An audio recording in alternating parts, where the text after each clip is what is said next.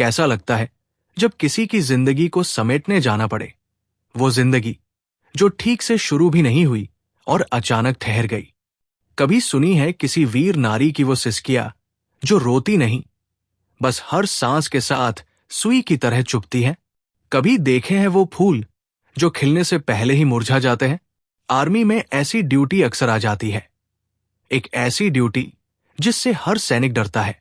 अपने ही साथी की शहादत की खबर उसके परिवार तक पहुंचाना, ये काम युद्ध से भी ज्यादा कठिन होता है, क्योंकि युद्ध के जख्म वक्त के साथ भर जाते हैं, पर शहादत का ये दृश्य ज़हन में हमेशा के लिए रह जाता है।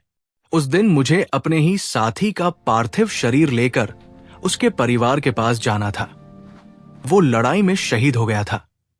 मेरी जिम्मेदारी सिर्फ राजकीय सम्मान के साथ उसका अंतिम संस्कार कराना नहीं थी, बल्कि उसकी फैमिली को आर्मी कैंट से उसके पैतृक गांव तक सुरक्षित वापस भेजना भी था। उसकी शादी को अभी 3 साल ही हुए थे। एक बेटा था, सिर्फ 2 साल का। पत्नी एक कमरे के आर्मी क्वार्टर में उस बच्चे के साथ एक पूरी जिंदगी के सपने पाल रही थी।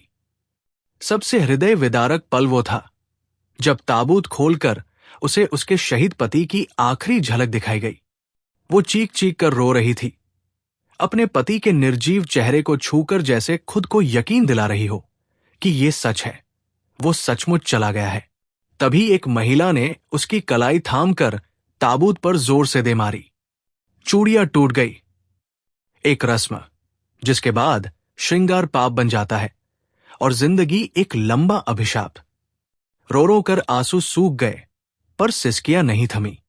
हर याद सिसकी बनकर बाहर निकल रही थी। अंतिम संस्कार सैनिक के पैतृक गांव में होना था।